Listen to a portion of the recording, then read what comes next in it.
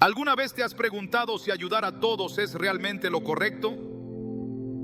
La Biblia nos llama a ser generosos, pero también nos advierte sobre aquellos cuya presencia puede desviarnos del camino de Dios. En Proverbios 14:7 se nos instruye: aléjate de la presencia del necio, porque en él no hallarás palabras de sabiduría.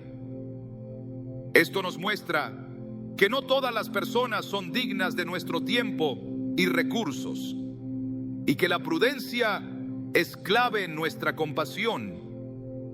Hoy exploraremos 8 tipos de personas a las que la Biblia nos advierte que no debemos ayudar. Conocer estas advertencias nos permitirá ser sabios en nuestras acciones y proteger nuestro corazón de influencias destructivas. ¿Estás listo para descubrir lo que Dios dice sobre este tema? La generosidad es una virtud apreciada en la Biblia, un reflejo del amor de Dios en nuestras vidas. Sin embargo, no todas las personas que piden ayuda la merecen. A lo largo de las Escrituras, Dios nos advierte sobre aquellos que buscan aprovecharse de la bondad ajena, personas que no buscan redención, sino manipular para su propio beneficio. No se trata de endurecer el corazón, sino de entender que la verdadera misericordia se ejerce con sabiduría. Jesús mismo, aunque era amoroso y compasivo, no se dejaba engañar por quienes tenían intenciones ocultas. En Mateo 7:6 encontramos una advertencia clara: no den lo sagrado a los perros, ni echen sus perlas a los cerdos, no sea que las pisoteen y volviéndose los despedacen. Este versículo no es una invitación al desprecio, sino un llamado al discernimiento. No todas las personas están listas para recibir la ayuda que ofrecemos. Algunas, de hecho, la convertirán en un arma contra nosotros. Pero, ¿cómo saber cuándo estamos ayudando a alguien genuino y cuándo estamos cayendo en una trampa de manipulación? La respuesta está en la palabra de Dios. En el relato de Sansón y Dalila, vemos un claro ejemplo de manipulación disfrazada de amor. Dalila no estaba interesada en el bienestar de Sansón. Su único propósito era explotarlo para obtener una ganancia. Jueces 16:15 nos muestra cómo Dalila jugaba con sus emociones. ¿Cómo puedes decirme te amo si tu corazón no está conmigo? La insistencia y el chantaje emocional de Dalila no provenían de un lugar de amor, sino de una estrategia para descubrir el secreto de la fuerza de Sansón. ¿Cuántas veces hemos sido presionados por palabras similares? Si realmente fueras una buena persona, me ayudarías. Si de verdad fueras cristiano, harías esto por mí. Pero la enseñanza de esta historia es clara. Cuando alguien busca manipularnos en nombre del amor, debemos tener cuidado. La manipulación no siempre es evidente. A veces, viene disfrazada de una necesidad genuina. En Hechos 5, Ananías y Zafira intentaron engañar a la comunidad de creyentes con una apariencia de generosidad, ocultando sus verdaderas intenciones. Querían recibir honra sin pagar el precio de la honestidad. Pedro les confrontó, diciendo en Hechos 5:3, Ananías, ¿cómo es que Satanás llenó tu corazón para que mintieras al Espíritu Santo y te quedaras con parte del dinero que recibiste por el terreno? Aquí aprendemos que no toda petición de ayuda es sincera. Algunas tienen agendas ocultas. Hay quienes se presentan como necesitados, pero su verdadera intención es esclavizar a los demás en una red de culpa y obligación. Estas personas detectan corazones compasivos y los manipulan para sus propios fines. El enemigo conoce nuestras debilidades y puede usarlas en nuestra contra. Es por eso que Jesús, aunque ayudaba a los necesitados, nunca permitía que su compasión lo volviera ingenuo. En Juan 6:26, después de alimentar a la multitud con los panes y los peces, Jesús les dijo: ciertamente les aseguro que me buscan, no porque hayan visto señales, sino porque comieron pan hasta saciarse. Jesús veía sus corazones y sabía que no buscaban la verdad, sino solo los beneficios. En nuestras vidas hemos encontrado personas que solo se acercan en tiempos de crisis, pero desaparecen cuando ya han obtenido lo que querían. Vuelven solo cuando necesitan más.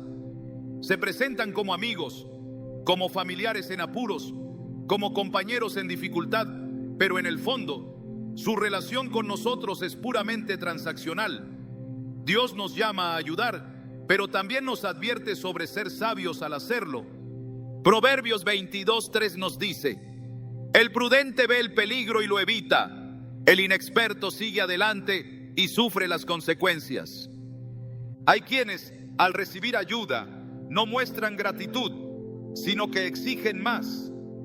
Creen que tienen derecho a nuestros recursos, a nuestro tiempo, a nuestra energía. Y si alguna vez intentamos decir no, nos acusan de ser egoístas o crueles. Pero la Biblia nos muestra que incluso Dios pone límites. En Génesis 3, cuando Adán y Eva desobedecieron, Dios, en su amor, no los permitió quedarse en el Edén. Les impuso consecuencias, no porque no los amara, sino porque el amor verdadero no puede existir sin justicia. Cuando ayudamos sin discernimiento, no estamos haciendo un acto de amor, sino de debilidad. Pablo nos enseña en 2 Corintios 9:7 que cada uno debe dar según lo que haya decidido en su corazón, no de mala gana ni por obligación, porque Dios ama al que da con alegría. Esto significa que la ayuda no puede ser forzada ni extorsionada. No podemos dar solo porque alguien nos presiona o nos hace sentir culpables. La ayuda debe venir de un corazón libre y dirigido por Dios. Es difícil decir no a alguien que parece necesitarlo todo. La culpa nos carcome. La sociedad nos dice que siempre debemos ser accesibles, y el miedo a ser vistos como malos cristianos nos lleva a ceder. Pero Jesús nos dejó el ejemplo de poner límites. En Lucas 4:16-30, cuando la gente de Nazaret intentó obligarlo a realizar milagros para ellos, Jesús no se dejó manipular. En lugar de complacerlos, les dijo la verdad, y en respuesta intentaron echarlo de la ciudad.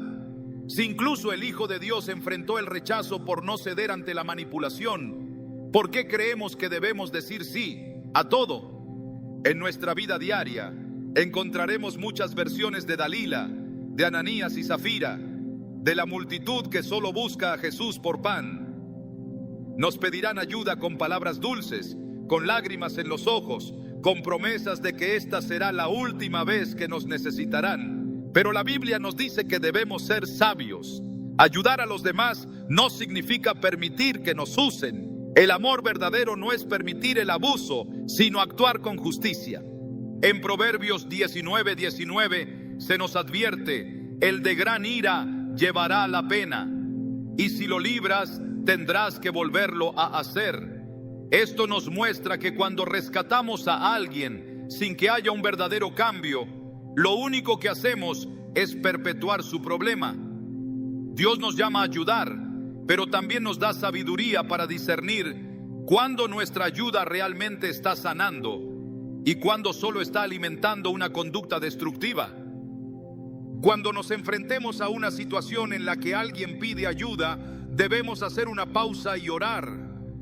Preguntar a Dios si esta es una oportunidad para bendecir o si es una trampa disfrazada de necesidad.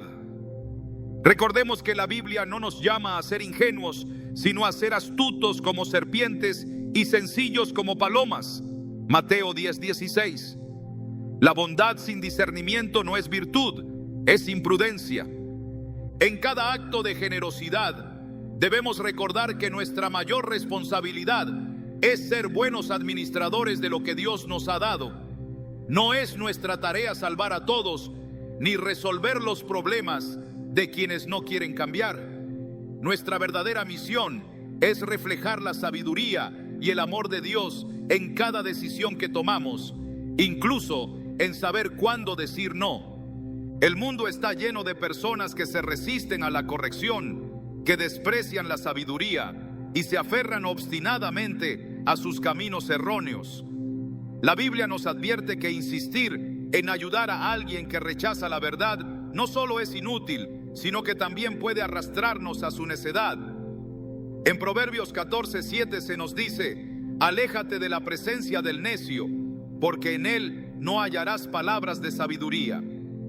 Esta no es una sugerencia arbitraria, sino una advertencia clara de que hay quienes, lejos de beneficiarse de la instrucción, la desprecian y la convierten en burla. Jesús mismo experimentó esto al hablar con los fariseos y los líderes religiosos de su tiempo. A pesar de que tenían la oportunidad de escuchar la verdad directamente de él, endurecieron sus corazones y se resistieron a su mensaje. En Mateo 23, 27, 28, Jesús los confrontó con dureza. ¡Ay de ustedes, maestros de la ley y fariseos, hipócritas! Son como sepulcros blanqueados. Por fuera lucen hermosos, pero por dentro están llenos de huesos de muertos y de toda inmundicia. Así también ustedes por fuera dan la impresión de ser justos, pero por dentro están llenos de hipocresía y maldad. No había nada que pudiera hacer por ellos, mientras ellos mismos se negaran a ver la verdad. En Proverbios 9, 7, 8 encontramos una lección aún más contundente. El que corrige al burlador se gana insultos. El que reprende al malvado se gana desprecio. No reprendas al insolente, no sea que llegue a odiarte. Corrige al sabio y te amará. Dios nos muestra que el problema no está en la falta de oportunidad para recibir ayuda, sino en la actitud del corazón. El sabio valora la corrección, pero el necio la rechaza y responde con desprecio. La historia de Faraón en el libro de Éxodo es un claro ejemplo de esta verdad. Moisés fue enviado a liberar al pueblo de Israel con señales y prodigios, pero Faraón se negó una y otra vez a escuchar la voz de Dios. A pesar de ver las plagas devastar su nación, endureció su corazón y se negó a ceder. Éxodo 8:15 nos dice: pero cuando Faraón vio que había alivio, endureció su corazón y no los escuchó, tal como el Señor lo había dicho. Dios le dio múltiples oportunidades, pero él persistió en su necedad. En lugar de humillarse y cambiar, eligió la destrucción. Pablo también nos advierte sobre estas personas en Tito 3, 10, 11. Al que cause divisiones, amonéstalo una y otra vez, y después de eso, deséchalo. Puedes estar seguro de que tal persona se ha pervertido y vive en pecado, se ha condenado a sí misma. No hay razón para insistir en corregir a quien ya ha decidido ignorar la verdad. En algún punto, lo más sabio es apartarse y permitir que las consecuencias de sus acciones sean su mayor enseñanza. En el libro de Jeremías, Dios le ordenó al profeta que dejara de interceder por el pueblo, porque su corazón estaba completamente apartado de él. Jeremías 7:16 dice: tú pues no ores por este pueblo, ni eleves por ellos clamor ni oración, ni me ruegues, porque no te escucharé. Esta es una advertencia severa. Hay quienes han tomado una decisión tan firme de rechazar a Dios que ni siquiera la intercesión puede cambiar su destino. Jesús también nos mostró que no todos están dispuestos a recibir la verdad. En Juan 6, después de que enseñó sobre el pan de vida, muchos de sus discípulos dijeron: dura es esta palabra, ¿quién puede escucharla? Juan 6:60.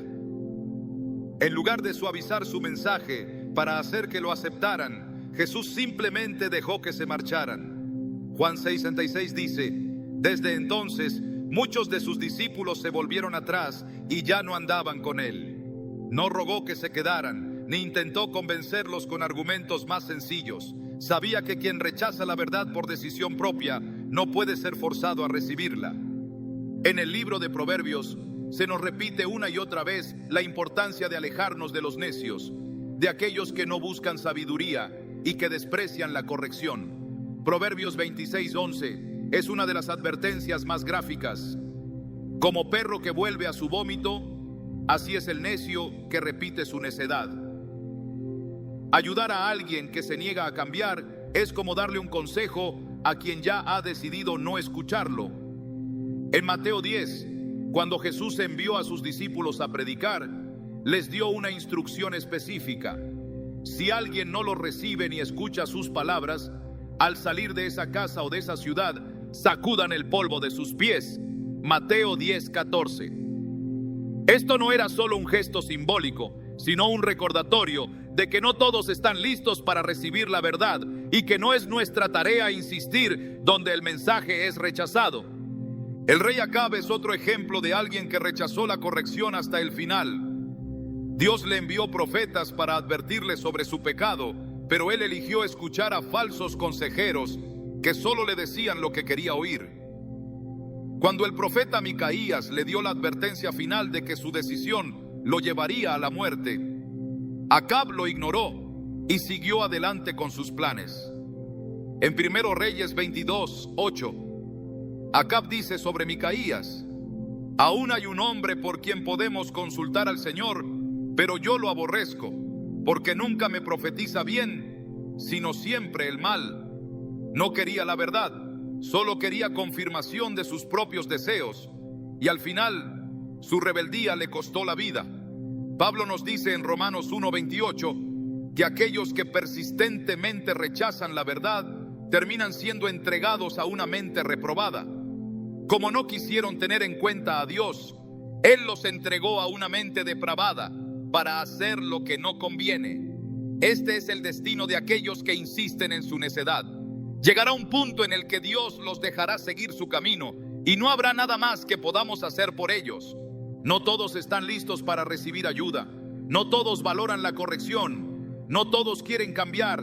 La Biblia nos muestra que es peligroso insistir en ayudar a alguien que ha decidido rechazar la verdad.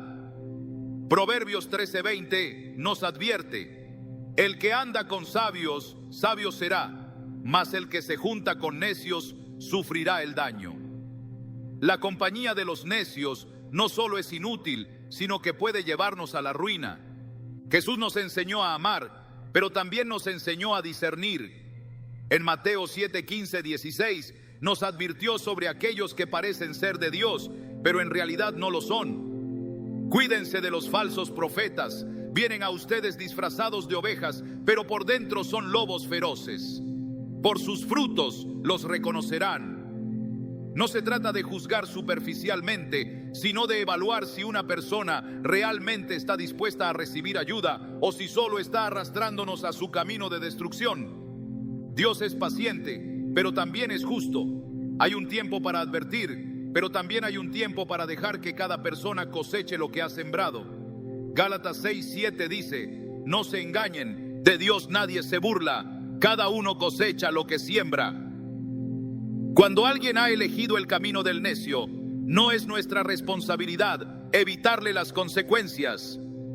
La verdadera sabiduría está en saber cuándo hablar y cuándo callar, cuándo corregir y cuándo apartarse. No todas las batallas son nuestras.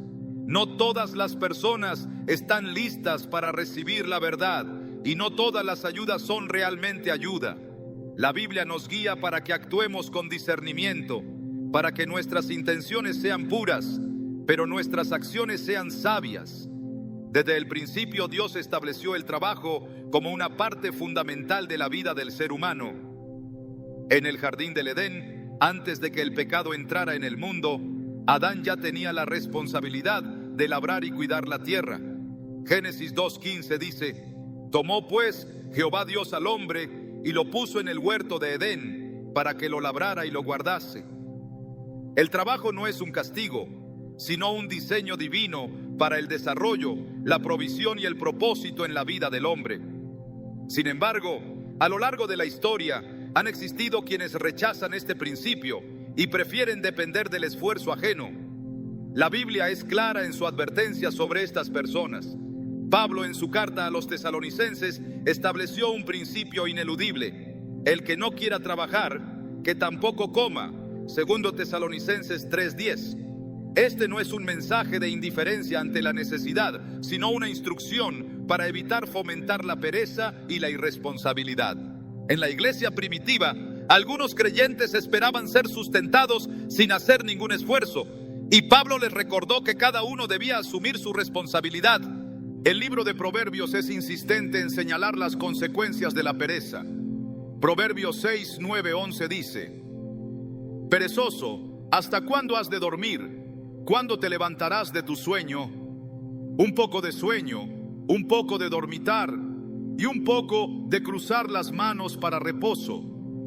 Así vendrá tu pobreza como caminante y tu necesidad como hombre armado. El descanso es necesario, pero cuando se convierte en un estilo de vida basado en la evasión del esfuerzo, las consecuencias son inevitables. Jesús, en la parábola de los talentos, mostró la diferencia entre aquellos que administran bien lo que reciben y quienes lo desperdician por negligencia. En Mateo 25, 26, el Señor de la parábola le dice al siervo que no hizo nada con el talento que recibió: siervo malo y negligente. No hubo excusas ni justificaciones para su inacción. Mientras los otros habían trabajado y multiplicado lo que les fue dado, él eligió enterrarlo, temeroso y sin deseo de esforzarse. Su castigo no fue solo la pérdida del talento, sino la separación del favor de su Señor. En contraste, la Biblia exalta el esfuerzo y la diligencia. Proverbios 10:4 enseña: la mano negligente empobrece, mas la mano de los diligentes enriquece. El trabajo no solo es una fuente de sustento, sino un reflejo del carácter. Aquellos que rechazan el esfuerzo no solo enfrentan la pobreza material, sino también una vida de dependencia y frustración. La historia del hijo pródigo es otro ejemplo de la diferencia entre la diligencia y la pereza. En Lucas 15, Jesús relató cómo un joven decidió abandonar la casa de su padre y malgastar su herencia en placeres sin pensar en el futuro. Solo cuando perdió todo y se encontró en necesidad, cuidando cerdos y deseando alimentarse de su comida, entendió el valor del trabajo y la responsabilidad. Lucas 15:17 dice: y volviendo en sí dijo: ¿cuántos jornaleros en casa de mi padre tienen abundancia de pan, y yo aquí perezco de hambre? Su miseria no fue el resultado de una tragedia ajena a su control, sino de sus propias decisiones. Dios es proveedor, pero su provisión no es para quienes rehúsan hacer su parte. En Deuteronomio 28:12 se promete bendición sobre la obra de las manos. Te abrirá Jehová su buen tesoro, el cielo, para enviar la lluvia a tu tierra en su tiempo y para bendecir toda obra de tus manos. La bendición está sobre el esfuerzo, no sobre la pasividad. Los israelitas en el desierto recibieron maná del cielo, pero Dios no lo puso en sus bocas. Cada mañana debían levantarse temprano y recogerlo. Éxodo 16:4 dice: entonces Jehová dijo a Moisés: he aquí, yo os haré llover pan del cielo, y el pueblo saldrá y recogerá diariamente la porción de un día. Incluso en los momentos en que Dios provee de manera sobrenatural, siempre hay una acción que se nos requiere.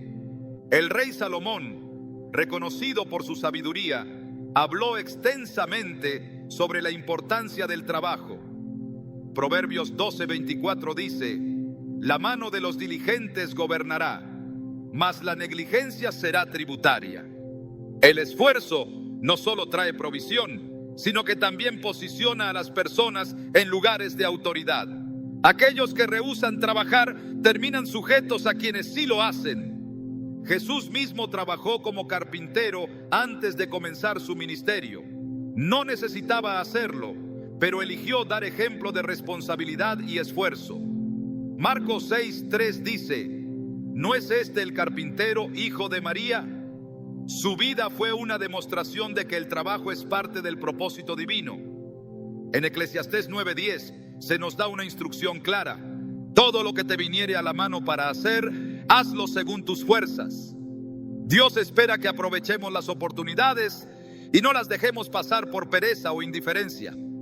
El apóstol Pablo no solo predicó este principio, sino que lo vivió. En Hechos 18:3 se nos dice que trabajaba como fabricante de tiendas para sustentarse. A pesar de que tenía derecho a recibir apoyo como apóstol, decidió dar ejemplo de diligencia. El rechazo al trabajo es una señal de un corazón que no quiere asumir responsabilidades. La Biblia nos muestra que el esfuerzo es una de las maneras en que Dios moldea el carácter. En Gálatas 6:7, Pablo advierte: no os engañéis, Dios no puede ser burlado, pues todo lo que el hombre sembrare, eso también segará. Quien no siembra, no puede esperar cosecha. En Nehemías 4:6 se describe la reconstrucción de los muros de Jerusalén con una frase clave: porque el pueblo tuvo ánimo para trabajar. Dios estaba con ellos, pero la obra avanzó porque ellos decidieron esforzarse.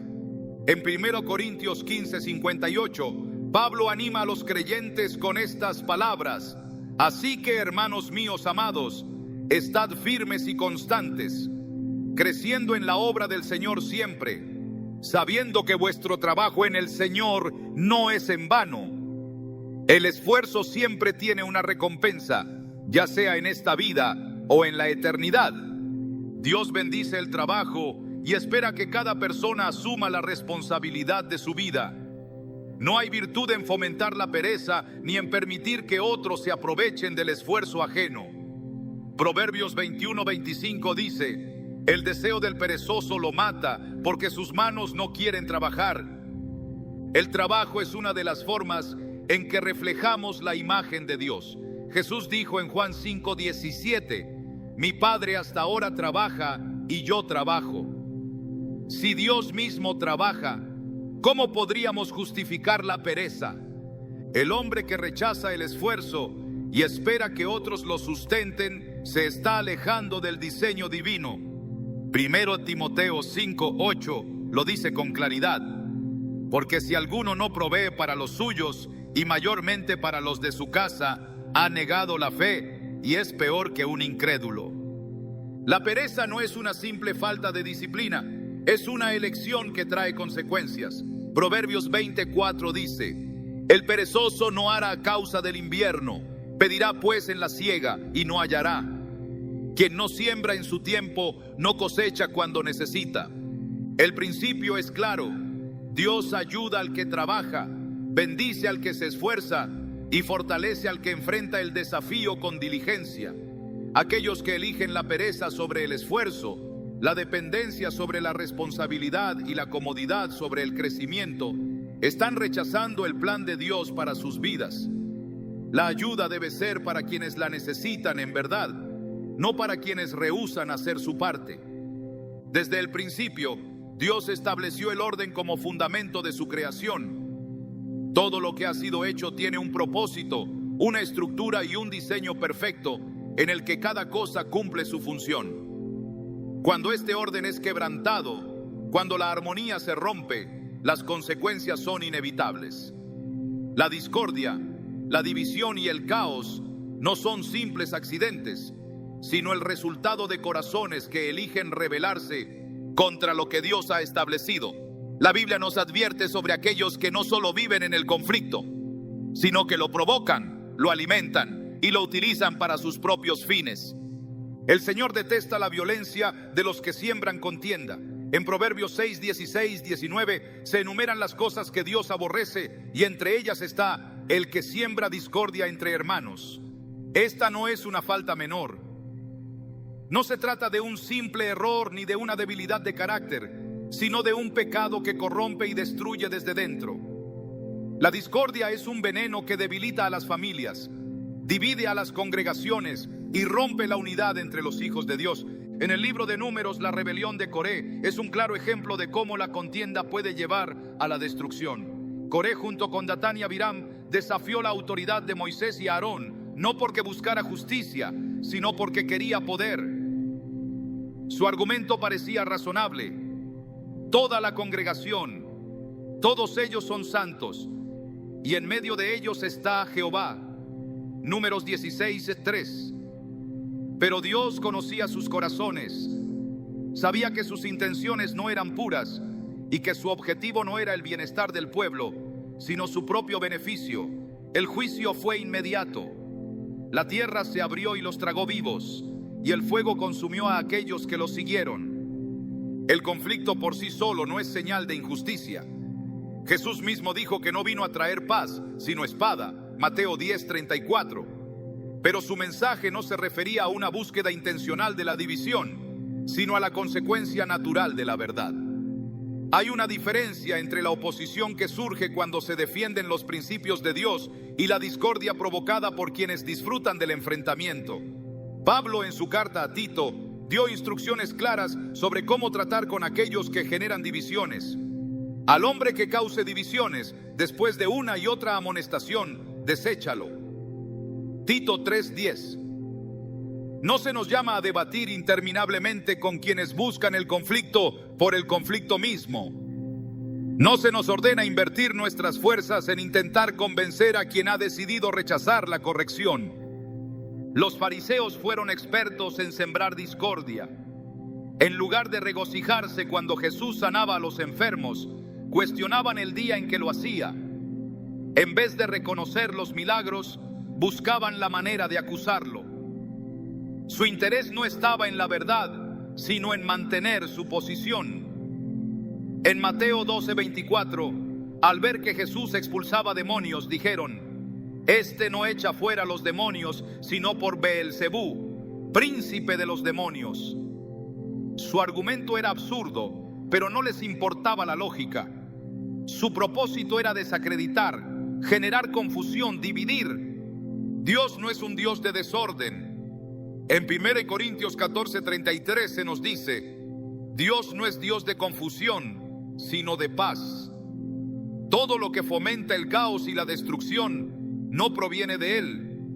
Cuando alguien es fuente constante de pleitos, chismes y enemistades, no importa cuán convincente sea su discurso, su fruto revela su verdadera naturaleza.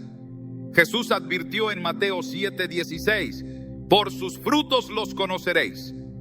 Las palabras pueden ser engañosas, pero los frutos nunca mienten. En el libro de Nehemías, cuando los israelitas reconstruían los muros de Jerusalén, aparecieron enemigos cuyo único propósito era interrumpir la obra.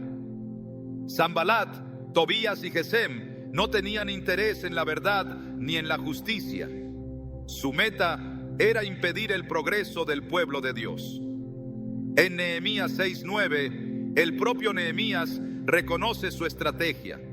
Porque todos ellos nos amedrentaban diciendo: se debilitarán las manos de ellos en la obra y no será terminada. Estos hombres usaban la intimidación, la burla y la mentira para tratar de detener la obra.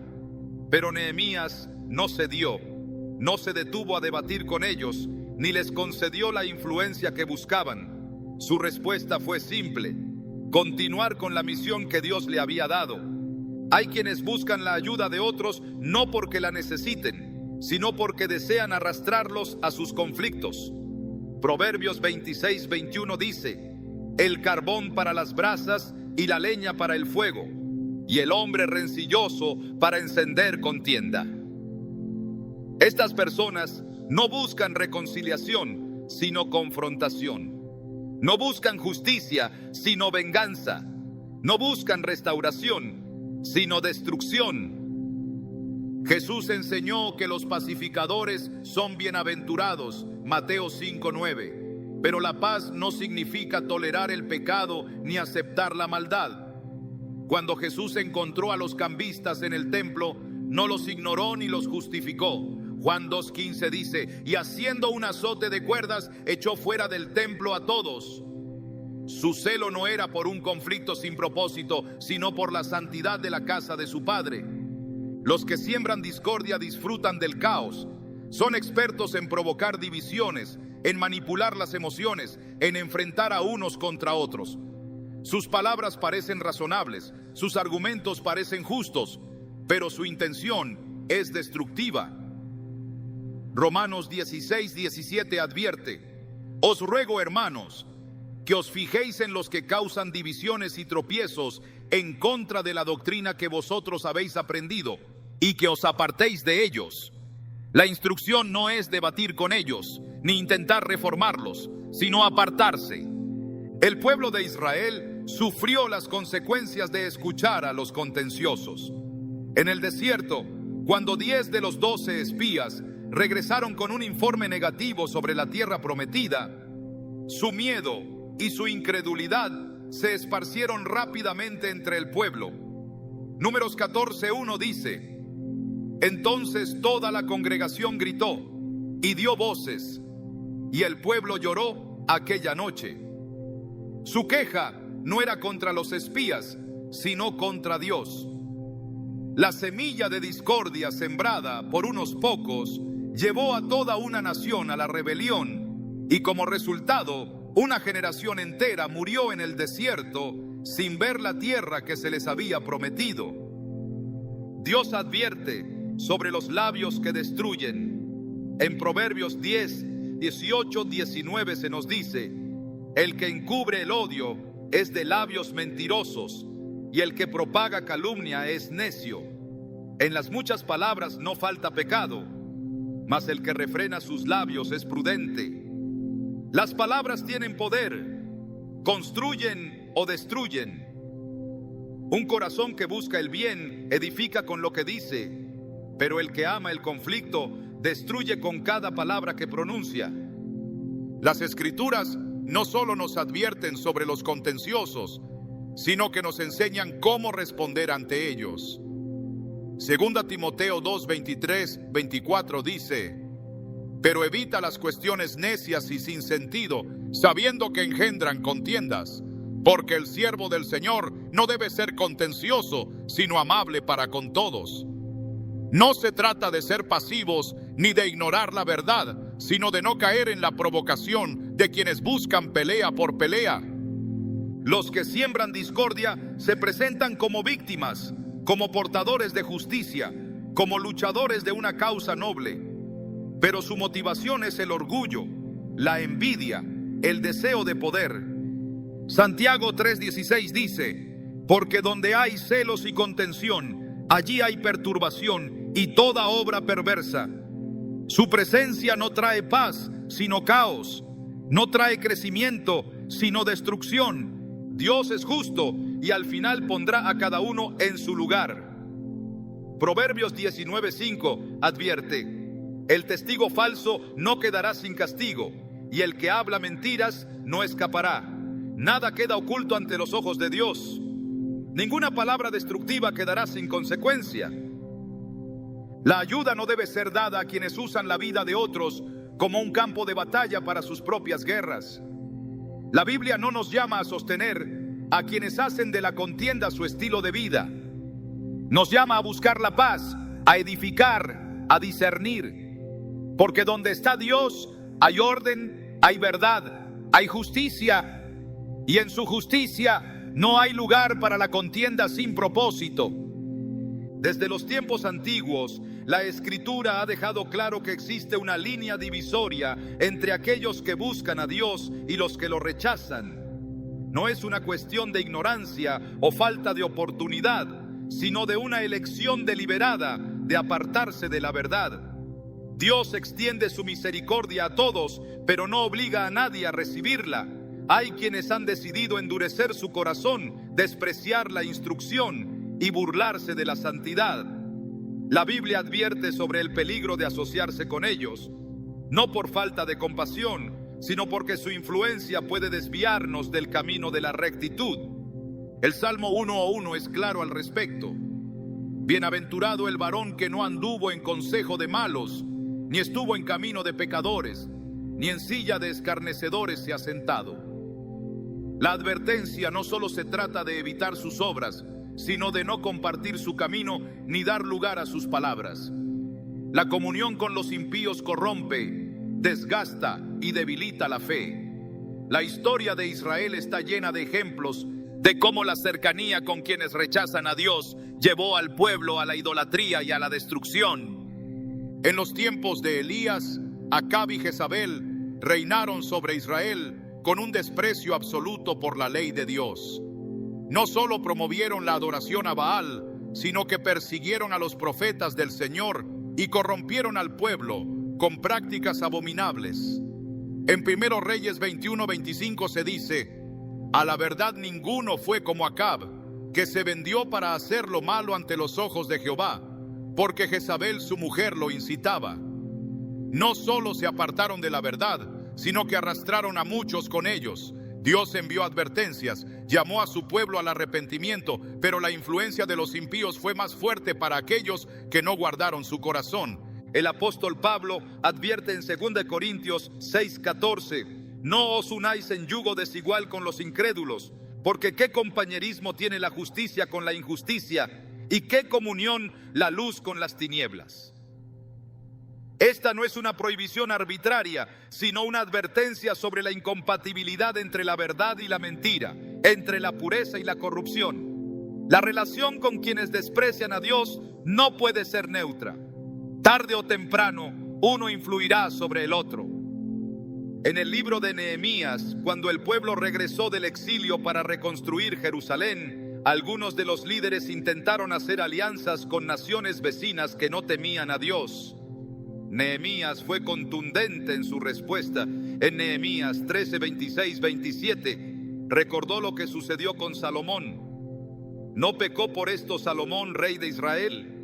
Aun a él, que era amado de su Dios, y Dios lo había puesto por rey sobre todo Israel, le hicieron pecar las mujeres extranjeras. Y obedeceremos a vosotros para cometer todo este mal tan grande, prevaricando contra nuestro Dios con mujeres extranjeras. La asociación con quienes rechazan la verdad no es un asunto menor. Aún el hombre más sabio de su tiempo cayó por ignorar esta advertencia.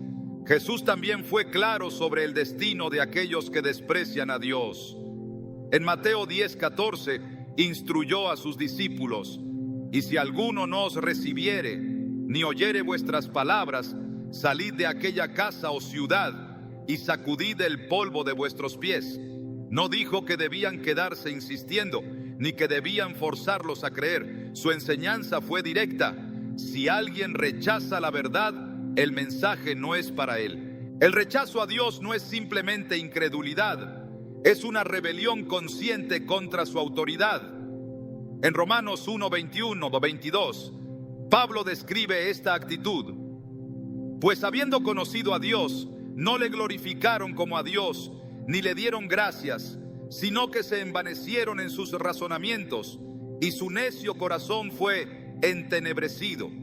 Profesando ser sabios, se hicieron necios. No es falta de evidencia, no es ignorancia, es soberbia, es orgullo, es la decisión de resistirse a la verdad aunque esté frente a sus ojos. La historia de Faraón es otro ejemplo de esto. Dios envió señales, plagas, advertencias. Le dio la oportunidad de humillarse, de reconocer su autoridad, de permitir que su pueblo se fuera en paz. Pero Éxodo 9:12 dice: y Jehová endureció el corazón de Faraón y no los oyó, como Jehová lo había dicho a Moisés. No quiso escuchar, no quiso obedecer, y al final su terquedad lo llevó a la ruina. Los impíos no solo rechazan a Dios para sí mismos, intentan arrastrar a otros con ellos. En 2 Pedro 2:1-2 se nos advierte: pero hubo también falsos profetas entre el pueblo, como habrá entre vosotros falsos maestros que introducirán encubiertamente herejías destructoras y aun negarán al Señor que los rescató, atrayendo sobre sí mismos destrucción repentina. Y muchos seguirán sus disoluciones, por causa de los cuales el camino de la verdad será blasfemado. No se conforman con rechazar la verdad, buscan desacreditarla, atacarla, destruirla. Los días de Noé fueron una muestra de esto. Génesis 6:5 describe la condición del mundo antes del diluvio. Y vio Jehová que la maldad de los hombres era mucha en la tierra, y que todo designio de los pensamientos del corazón de ellos era de continuo solamente el mal. No hubo interés en la corrección, no hubo arrepentimiento. Y cuando el juicio llegó, fue definitivo. La incredulidad de los impíos no es pasiva.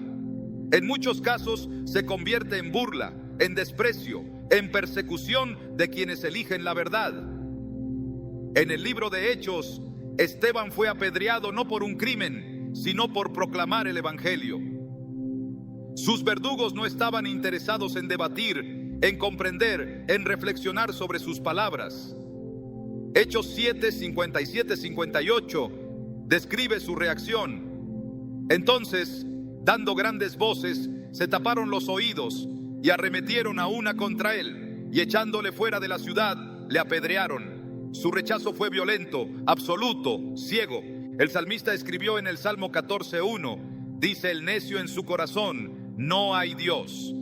No porque tenga pruebas de su inexistencia, sino porque le resulta más conveniente negar su autoridad. Su incredulidad no nace de la razón, sino de la rebelión. No se trata de ayudar a quien busca la verdad, sino de entender que hay quienes han decidido rechazarla.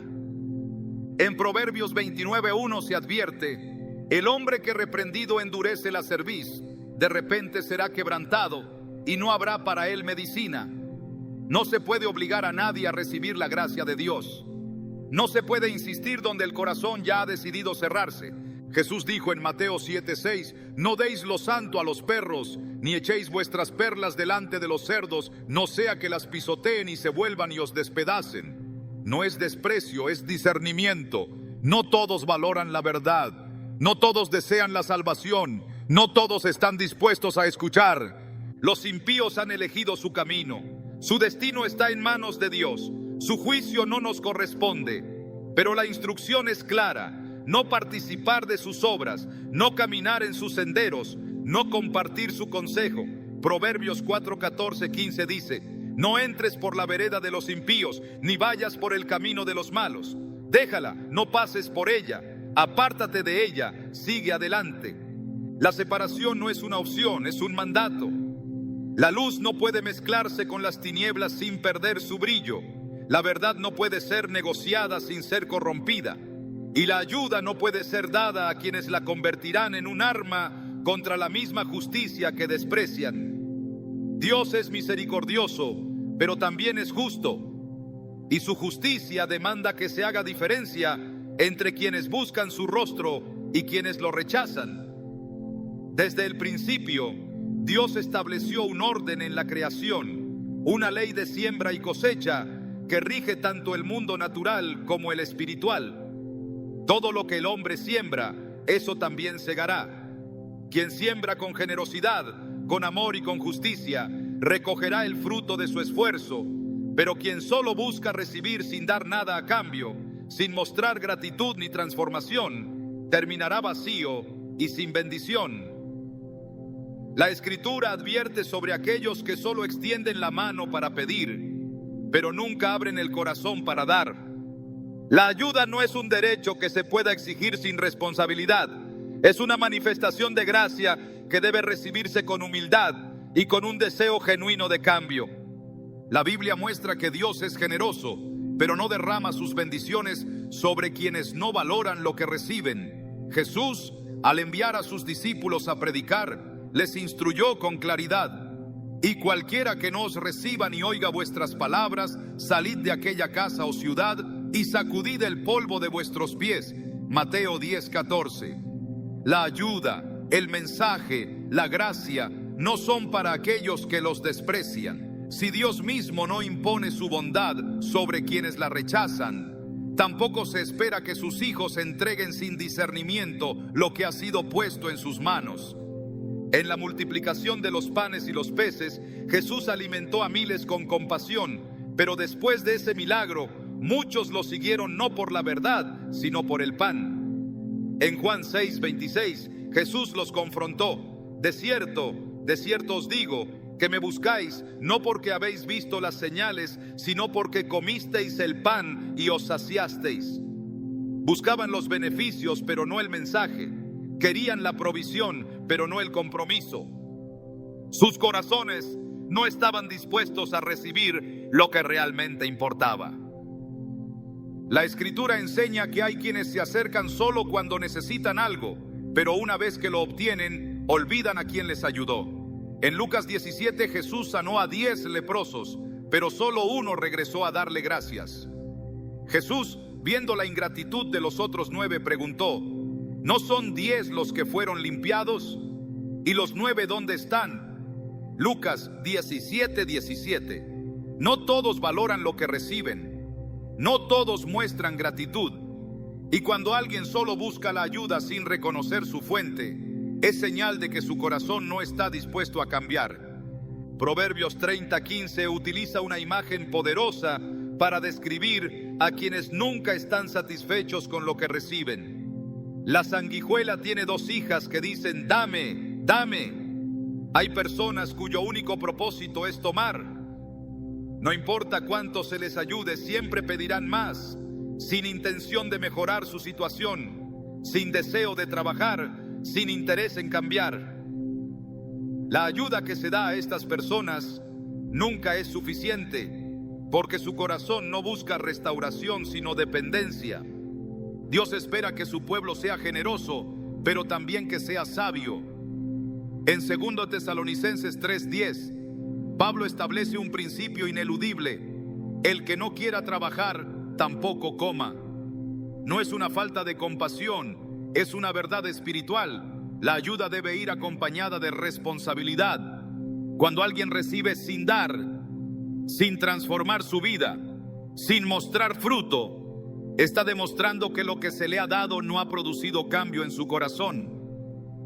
Jesús habló de la importancia de multiplicar lo que se recibe. En la parábola de los talentos, el Señor dio recursos a sus siervos y luego pidió cuentas de lo que habían hecho con ellos. Al siervo que escondió su talento y no lo hizo crecer, el Señor le dijo: siervo malo y negligente. Mateo 25:26. La bendición que no se valora se pierde. La provisión que no se administra se quita. Dios no da para que sus dones sean desperdiciados, sino para que sean usados con propósito. La ayuda debe ir dirigida a quienes tienen un corazón dispuesto a recibirla con humildad y gratitud.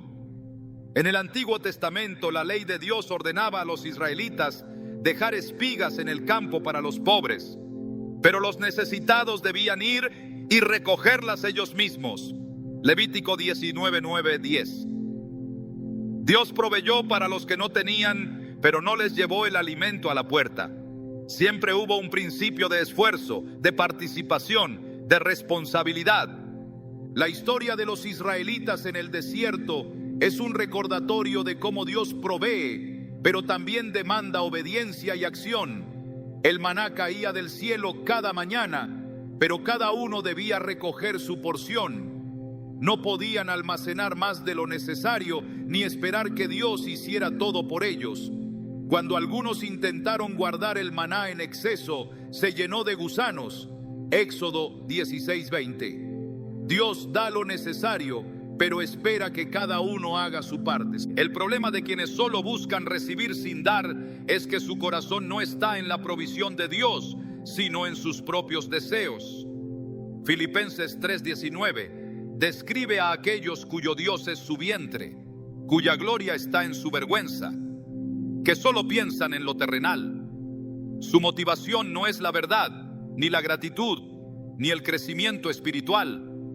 Solo buscan saciarse sin considerar el propósito de lo que reciben. Jesús enseñó que dar es mejor que recibir. Hechos 20:35. La generosidad es un reflejo del carácter de Dios, pero no es una obligación ciega. Dar sin sabiduría no es generosidad, es desperdicio. La ayuda debe estar dirigida a quienes la recibirán con gratitud y la usarán para crecer, no a quienes la tomarán sin intención de mejorar.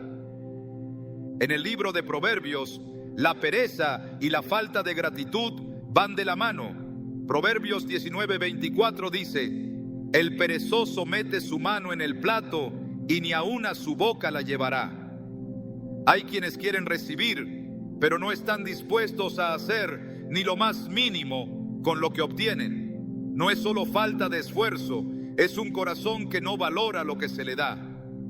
El principio de dar y recibir está presente en toda la Escritura. Dios bendice a los que dan con gozo, a los que usan bien lo que reciben, a los que siembran con sabiduría. Pero la ayuda mal dirigida solo refuerza la dependencia y la falta de responsabilidad. En el Salmo 37:21 se dice: el impío toma prestado y no paga, mas el justo tiene misericordia y da. Hay una diferencia entre quien recibe con gratitud y quien solo toma sin intención de devolver, sin intención de honrar lo que se le ha dado. El libro de Ageo muestra un ejemplo de cómo Dios retiene su bendición cuando el corazón de las personas no está alineado con su voluntad. En Ageo 1:6 se describe la frustración de aquellos que buscan la provisión sin poner a Dios en primer lugar. Sembráis mucho y recogéis poco, coméis y no os saciáis, bebéis y no quedáis satisfechos, os vestís y no os calentáis, y el que trabaja a jornal recibe su jornal en saco roto. La bendición no solo depende de cuánto se recibe, sino de cómo se administra. La Escritura enseña que Dios ama al dador alegre, pero también muestra que dar sin propósito es insensato. Jesús dijo en Mateo 7:6, no deis lo santo a los perros, ni echéis vuestras perlas delante de los cerdos. La generosidad debe ir acompañada de discernimiento. La ayuda que no transforma, que no produce gratitud, que no lleva a una vida de responsabilidad, se convierte en una carga. La verdadera generosidad edifica, corrige, fortalece. Dios no nos llama a sostener a quienes no valoran la bendición, sino a compartir con aquellos que verdaderamente la recibirán con un corazón dispuesto. La ley de la siembra y la cosecha sigue vigente. Quien solo quiere recibir sin dar, sin crecer, sin cambiar, no está caminando en la voluntad de Dios. Y quien da sin discernimiento, sin considerar el fruto de su ayuda, no está ejerciendo verdadera misericordia, sino alimentando una dependencia que aleja más que acerca a la verdadera provisión divina. La ayuda es un acto de amor, un reflejo del carácter de Dios en la vida de aquellos que han sido llamados a caminar en justicia. Sin embargo, la misericordia sin discernimiento puede convertirse en una carga que destruye en lugar de edificar.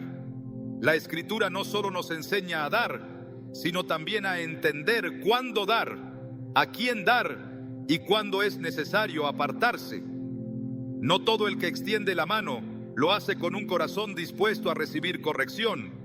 No todo el que pide auxilio está en verdadera necesidad. No todo el que busca ayuda lo hace con intenciones puras.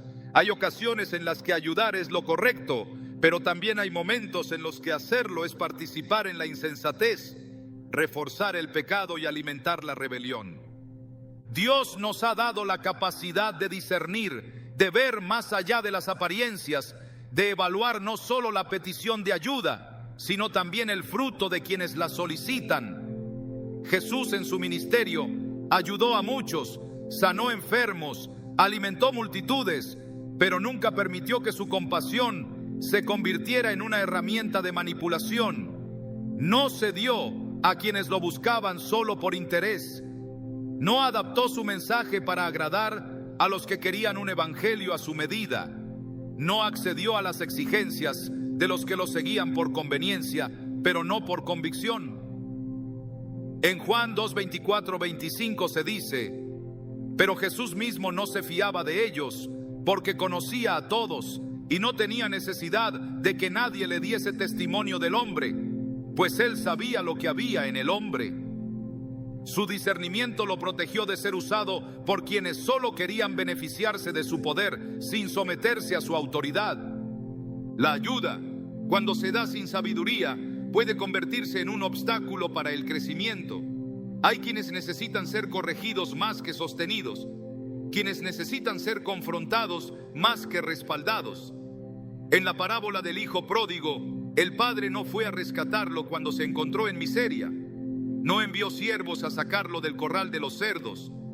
No lo buscó para darle comida mientras vivía en desorden. Fue el sufrimiento, la escasez y la humillación lo que lo llevó al arrepentimiento.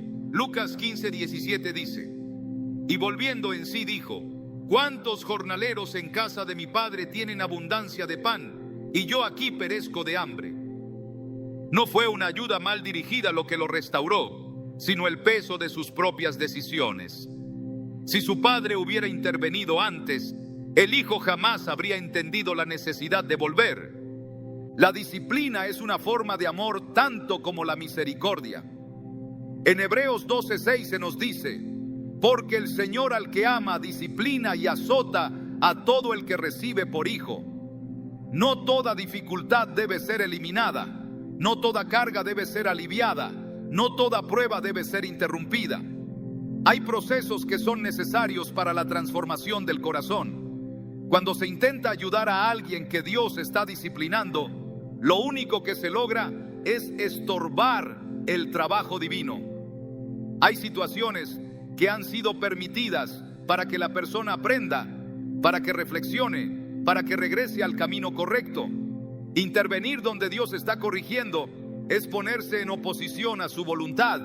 El apóstol Pablo entendió esta verdad cuando habló sobre aquellos que se alejan de la fe y persisten en la rebelión. En 1 Corintios 5:5 dijo respecto a un hombre que vivía en pecado: el tal sea entregado a Satanás para destrucción de la carne, a fin de que el espíritu sea salvo en el día del Señor. Su instrucción no fue orar para que se le librara de las consecuencias de su pecado, ni proveerle recursos para que continuara en su error. Fue permitir que el dolor de su situación lo llevara al arrepentimiento. La ayuda no es siempre lo que el otro quiere, sino lo que realmente necesita. Hay momentos en los que el acto más misericordioso no es extender la mano, sino apartarse, dejar que las consecuencias hablen. Permitir que el vacío de la falta de recursos, la soledad de la insensatez, el peso de la mala decisión, sean la voz que llame al cambio. Proverbios 13:18 dice: pobreza y vergüenza tendrá el que menosprecia la corrección, mas el que acepta la reprensión será honrado. No se trata de abandonar, sino de reconocer que hay quienes solo aprenden cuando la ayuda se retira. Dios mismo permite que el hombre enfrente el fruto de sus actos. En Jeremías 2:19, el Señor le dice a su pueblo: tu maldad te castigará y tus rebeldías te reprenderán. Sabe pues y ve cuán malo y amargo es haber dejado tú a Jehová tu Dios. No les ofreció liberación sin arrepentimiento, no suavizó el juicio para evitarles sufrimiento, permitió que sus propias decisiones los alcanzaran, porque sólo así podrían entender la gravedad de su error. El amor sin justicia no es amor. La compasión sin verdad no es compasión. La ayuda sin discernimiento no es ayuda. Jesús no vino al mundo solo a sanar y proveer, sino a confrontar, a llamar al arrepentimiento, a establecer el reino de Dios en corazones transformados. En Lucas 9:62 declaró: ninguno que poniendo su mano en el arado mira hacia atrás es apto para el reino de Dios. Su llamado fue radical, su mensaje fue claro. El compromiso con la verdad es más importante que cualquier otro vínculo. La Escritura advierte sobre aquellos que siempre reciben pero nunca cambian, sobre los que buscan la provisión de Dios pero no su voluntad, sobre los que piden sin intención de dar. Proverbios 21:25 dice: el deseo del perezoso le mata, porque sus manos no quieren trabajar. No es falta de recursos lo que los destruye, sino la actitud de su corazón. La ayuda no puede estar dirigida a sostener una mentalidad de dependencia, sino a promover el crecimiento, la madurez y la responsabilidad. El corazón generoso debe ser también sabio. No se trata de cerrar la puerta a quien verdaderamente necesita, sino de discernir quién está dispuesto a recibir la corrección junto con la ayuda. En Proverbios 9:8 se nos dice: no reprendas al escarnecedor, para que no te aborrezca, corrige al sabio y te amará. Hay quienes rechazan la verdad aunque se les dé con amor. Hay quienes desprecian la corrección aunque se les ofrezca con paciencia. Jesús dijo en Mateo 7:16: por sus frutos los conoceréis, no por sus palabras, no por sus peticiones, no por su necesidad aparente, sino por su fruto. ¿Muestran humildad? ¿Tienen un corazón dispuesto a cambiar? ¿O simplemente buscan recibir sin transformar sus caminos? Dios bendice la generosidad, pero no la insensatez. En 2 Corintios 9:7 se nos dice: cada uno dé como propuso en su corazón, no con tristeza ni por necesidad, porque Dios ama al dador alegre. La ayuda debe darse con gozo, no por obligación, no por presión, no por manipulación. El que busca solo recibir sin dar nunca, entenderá el valor de lo que se le ha dado. El que insiste en el error sin querer cambiar, nunca aprovechará la oportunidad que se le ofrece. El que se acerca solo por interés y no por convicción, nunca permanecerá. Y el que recibe sin gratitud ni transformación, solo seguirá pidiendo más sin nunca encontrar satisfacción. Dios nos llama a ser luz en el mundo, pero una luz que ilumina, no que es consumida por la oscuridad. Ser generosos pero con sabiduría, ayudar pero con discernimiento.